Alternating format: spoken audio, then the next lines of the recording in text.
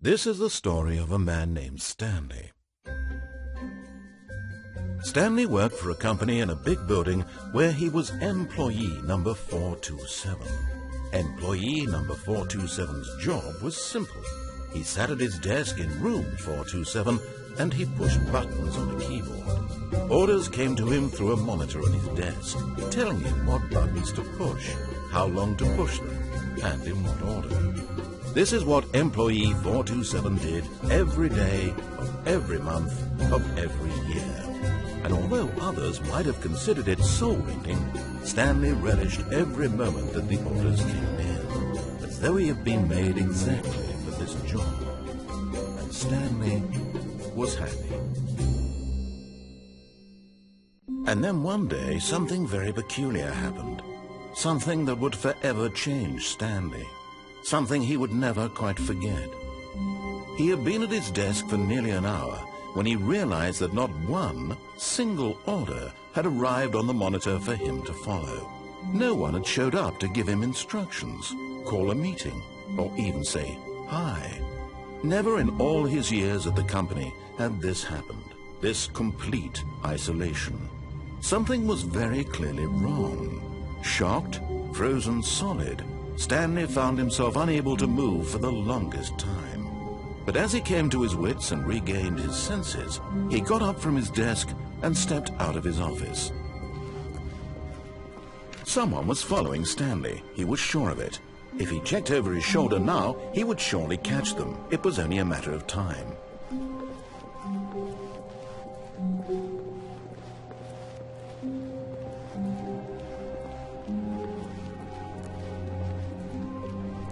When Stanley came to a set of 2 open doors, he entered the door on his left. This was not the correct way to the meeting room, and Stanley knew it perfectly well. Perhaps he wanted to stop by the employee lounge first, just to admire it. The lounge was sublime, a work of art. What was it about this room that called so deeply and so personally to Stanley?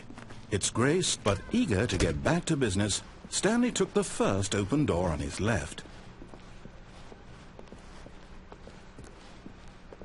Stanley was so bad at following directions, it's incredible he wasn't fired years ago. Look, Stanley, I think perhaps we've gotten off on the wrong foot here. I'm not your enemy, really, I'm not. I realize that investing your trust in someone else can be difficult, but the fact is that the story has been about nothing but you all this time. There's someone you've been neglecting, Stanley. Someone you've forgotten about. Please, stop trying to make every decision by yourself. Now, I'm not asking for me, I'm asking for her. This is it, Stanley. Your chance to redeem yourself. To put your work aside, to let her back into your life. She's been waiting. That's her, Stanley. You need to be the one to do this, to reach out to her. If you can truly place your faith in another, then pick up the phone. As Stanley picked up the phone, a white light engulfed him, filling him not just with radiance, but with hope. Hope for a life reunited one... Wait. Oh, goodness. Stanley, did you just unplug the phone? No, that wasn't supposed to be a choice. How did you do that? You actually chose incorrectly? I didn't even know that was possible. Let me double-check. No, it's definitely here, clear as day. Stanley picks up the phone. He's taken to his apartment where he finds his wife, and the two pledge themselves to one another. Music comes in, fade to white, roll credits. Not picking up the phone is actually somehow an incorrect course of action. How is that even possible? None of these decisions were supposed to mean anything. I don't understand. How on earth are you making meaningful choices? What did you... Wait a second. Did I just see... No, that's not possible. I can't believe it. How had I not noticed it sooner? You're not Stanley. You're a real person. I can't believe I was so mistaken. This is why you've been able to make correct and incorrect choices. And to think I've been letting you run around in this game for so long. If you'd made any more wrong choices, you might have negated it entirely. It's as though you completely ignored even the most basic safety protocol for real-world decision-making. Or did you not grasp the severity of the situation? Well, I won't have that kind of risk on my watch. I'm going to stop the game for a moment so we can educate you properly on safe decision-making in the real world. Please observe this helpful instructional video.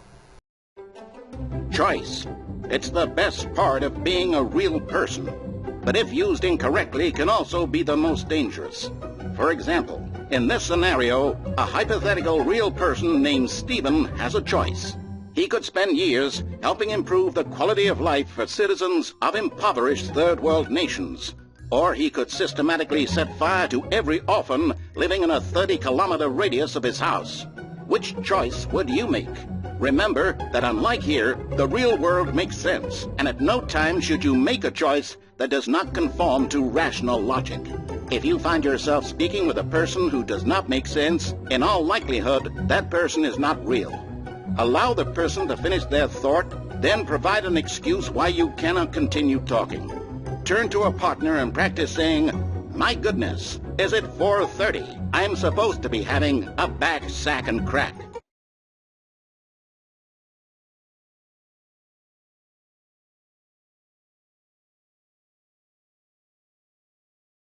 Excellent.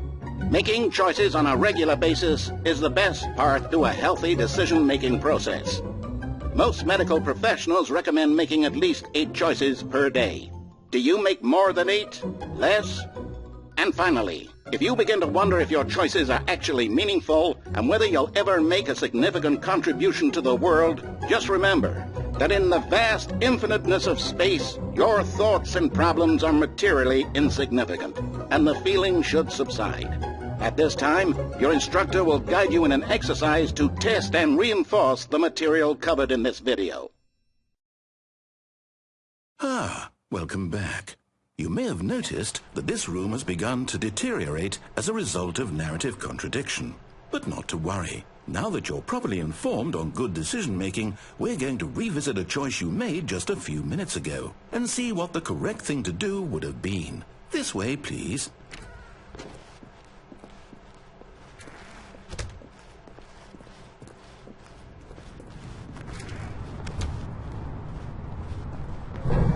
Now that we know your choices are meaningful, we can't have you jumping off the platform and dying. Imagine the main character dying senselessly halfway through the story. That story would make no sense at all.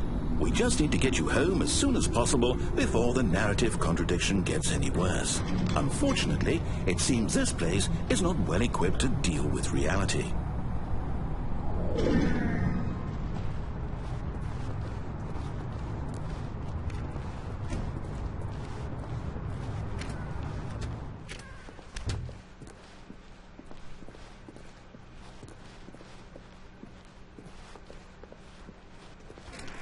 Almost there. You'll take the door on the left, back to the correct ending, the story will have resolution once again, and you'll be home free in the real world.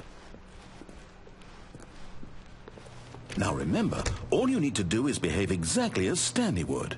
That means choosing responsibly and always putting the story first. I'm quite sure you'll be up to the task. Just follow my lead and you'll be fine. All right. When Stanley came to a set of 2 open doors, he entered the door on his left.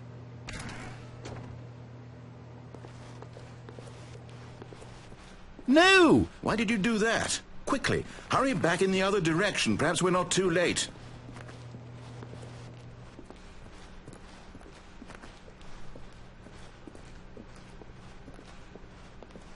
Oh, it's ruined. I can't believe, after everything we talked about, that my story, you've destroyed my work. Why? For what? What did you get out of that? What did you think was so special about seeing the game undone, left here like so much garbage? It's worthless now. And what am I supposed to do? Even if there were a way to continue, would it be worth it? To know that my story is now incorrect? How can I go back to that? I can't erase that knowledge. I'll have to live with it forever, reliving its impossibility forever. I couldn't live that way. Is it better to shut the game down entirely? To willingly destroy all of my work? I don't know. What's the answer? What do I do? What do I do? What do I... No, I have to. I have to shut the game down. I have to. I have to.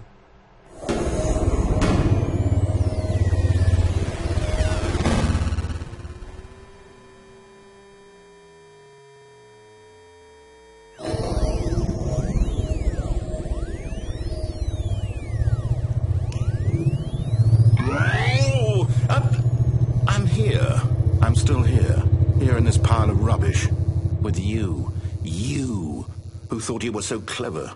Now look where we are. My entire game is destroyed. It was the only thing in the world that was mine, and you've run it into the ground. What, did you think that would be funny? You just had to see? Didn't I impress upon you how important it was to be like Stanley? He actually knows how to do what I tell him to. He understands that if I say to do something, there's a damn good reason for it. That thought hadn't even occurred to you, had it? That there's a world outside of you? You're a child. Oh, my story. If you'd just gone through the door on the left, you would have seen it. There was a whole underground facility. You would have destroyed it and been victorious. It would have been so perfect. I worked so hard on it. I tried so hard. Behave exactly as Stanley would. That means choosing responsibly and always putting the story first. I'm quite sure you'll be up to the task. Just follow my lead and you'll be fine. All right. When Stanley came to a set of 2 open doors, he entered the door on his left.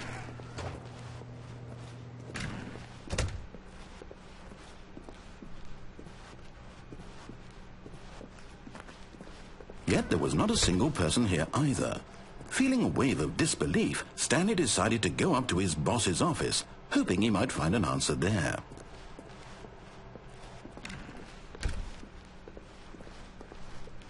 Coming to a staircase, Stanley walked upstairs to his boss's office.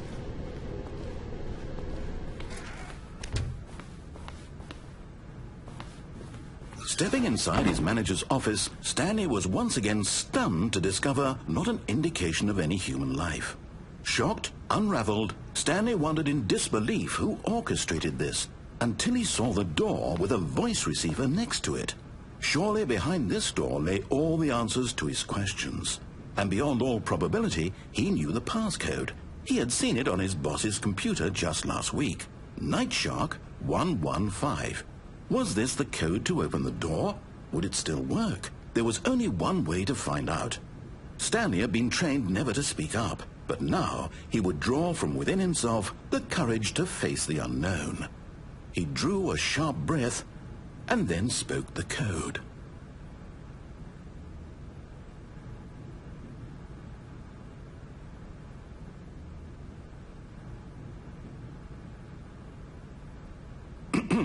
Stanley spoke the code. Night Shark 115. He spoke it into the receiver, right there on the wall.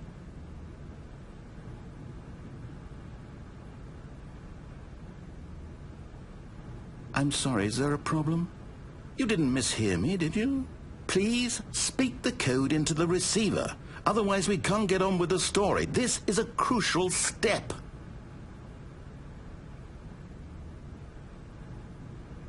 Okay, fine, you're not going to do it, but you know what? It's pretty humiliating to bring you this far, only for you to suddenly decide you have better things to do. I asked you for this one single thing, for your respect. The kind of respect Stanley shows for his choices. He knows what it means to take a story seriously. If you didn't want to see what I had to show you, then why did you come here? You had a choice, you know. You could have gone through the door on the right. You could have done whatever the hell you wanted over there. Why did you come this way? Speak. Say something to me. Explain yourself, you coward. When Stanley came to a set of 2 open doors, he entered the door on his left. Stanley? Hello? Are you... Is everything okay? Stanley, please. I need you to make a choice. I need you to walk through the door. Are you listening to me? Can you hear me? Is everything all right? Stanley, this is important.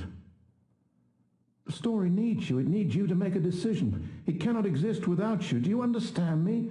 Whatever choice you make is just fine. They're both correct. You cannot be wrong here. We can work together. I'll accept whatever you do. I simply need you to take that step forward, please.